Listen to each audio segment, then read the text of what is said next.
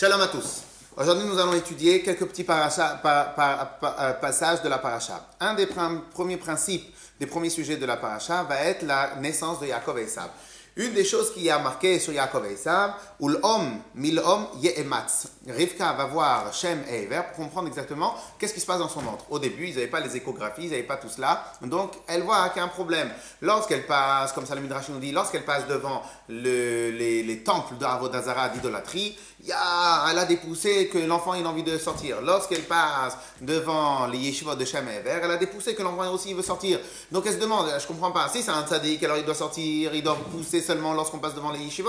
Si c'est un rachat, Dieu préserve, il doit pousser seulement quand on passe, il doit pousser que lorsqu'on passe devant les temples. Et là, il ne comprenait pas pourquoi les deux, ils poussaient à fond lorsque on passait par, pourquoi le bébé il poussait à fond lorsqu'on passait devant les yeshivot et lorsqu'on passait devant Shem, devant les endroits où il n'y avait pas les yeshivot, les idolâtries. Et donc elle demande à Shem et Ever, qu'est-ce qui se passe? Et c'est là que Shem et Ever bénévoient avec la prophétie, ils lui répondent que dedans, dans son ventre, elle a deux enfants. Mais ces deux enfants-là ne seront pas que deux enfants, ce seront deux nations. Mais ces deux nations-là ne vont pas être juste des nations, vont être des nations totalement contraires l'un à l'autre. Ul'om, mil'om, ye'ematz. Chaque nation, elle va vouloir se renforcer sur deux nations. La différence entre Yitzhak et Ishmaël, c'est que les deux n'étaient pas contraires.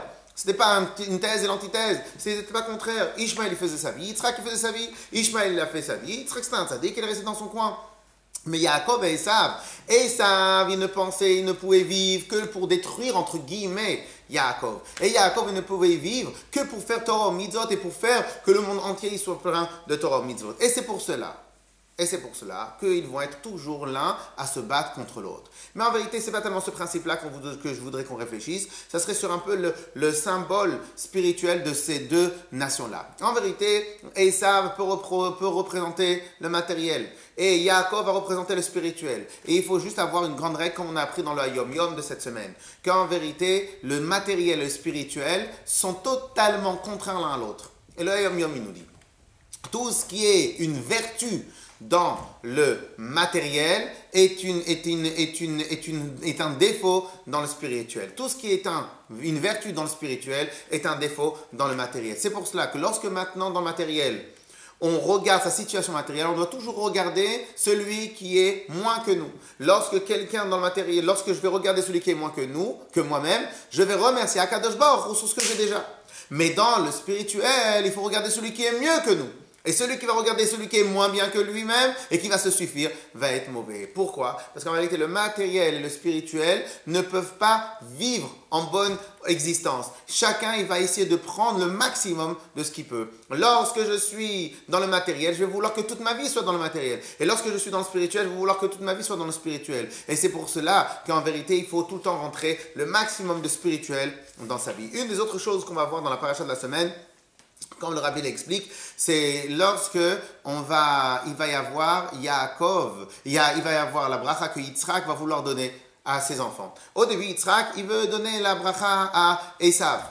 Rivka entend le principe et elle demande à Yaakov, il faut que tu t'habilles avec les habits de Esav afin que tu puisses toi-même prendre des brachot.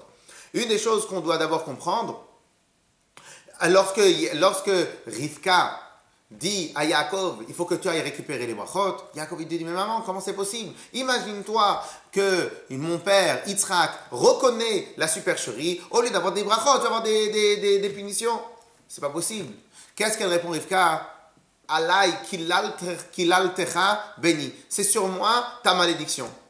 Et un bon enfant qui se respecte, un enfant il devrait dire à sa mère, ah non, maman, même pour toi, c'est encore pire que moi, je préfère pour moi. Qu'est-ce qu'il fait Yaakov?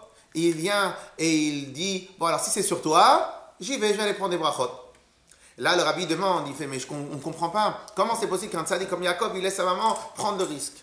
Alors peut-être qu'il faut étudier, il faut expliquer la chose d'une autre manière. En vérité, Yaakov, il croyait que les brachot que Yitzhak allait distribuer étaient des brachot stam. Et donc, dans tout ce qui est normal, tout ce qui est ordinaire, on n'a pas vraiment besoin de force extraordinaire pour aller récupérer. Vient Rivka, et elle entend son fils qui dit « Non, mais maman, papa, il veut donner à Esav, et il ne faut pas trop que je force la main. » Rivka lui dit, mais attends, c'est des brachot extraordinaires. Et donc sache que moi je suis prêt à prendre de risques et Dieu préserve à voir des klalotes, les klalotes de Yitzhak sur ma tête. Et sache mon fils que toi tu dois faire de même. Et c'est pour cela que Yaakov à son tour, il a pris le risque d'aller et de jouer la supercherie comme sa mère lui a conseillé. Et de là le rabbi il a enseigné.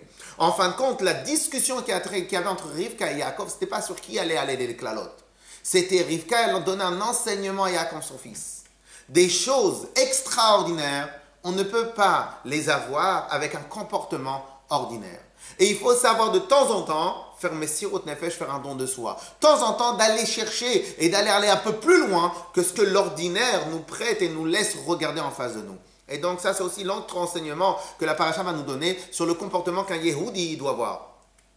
Le premier comportement de la paracha qu'on nous enseigne, c'est faire entrer le maximum de spirituel et même transformer le matériel en spirituel. Et pas de négociation quelque part. Le deuxième comportement va nous dire que si on veut réussir à avancer dans tous les domaines, que ce soit domaine spirituel, domaine matériel, n'importe quel domaine, on veut vouloir réussir à avancer, mais pas juste avancer de manière ordinaire. Donc il faut savoir prendre des risques. Il faut savoir prendre des risques qu'il faut. Il faut des voies, si on pourrait dire un peu, il faut un peu se faire violence de temps en temps. De la même manière qu'on voit que des fois on n'arrive pas à venir à la synagogue, on n'arrive pas à étudier un peu la Torah, on n'arrive pas à faire certaines choses. Pourquoi? Parce qu'on ne les sent pas encore. Mais oui, mais si on attend qu'on va sentir les choses, peut-être que dans 1 an, 2 ans, 3 ans, 10 ans, on y sera là encore. Des fois, il faut faire alaïkilal trabeni. Des fois, il faut prendre le chemin un peu plus risqué. Et de cette manière-là, Akadosh Baruch Hu, il va faire avancer la machine un peu plus rapidement pour nous. Et que Akadosh Baruch Hu nous donne la possibilité d'avoir un très bon Shabbat, un excellent Shabbat. Et que Mashiach, il arrive absolument et très très rapidement. Chazak ou Baruch. Dernier point, sachez que cette semaine, il va y avoir le Kinus HaShluchim, le congrès de tous les Shluchim du Rabbi. Chez le Rabbi au 770, et donc ces shluchim-là représentent le travail que le Rabbi a fait d'envoyer des shaliach, d'envoyer des émissaires pour pouvoir travailler justement sur le matériel, que transformer le matériel en spirituel et que chacun puisse prendre une bonne résolution cette année de pouvoir à partir de ce Shabbat, de rajouter un peu plus dans le spirituel à la maison. Chazak ou Baruch, Shabbat Shalom. Bon,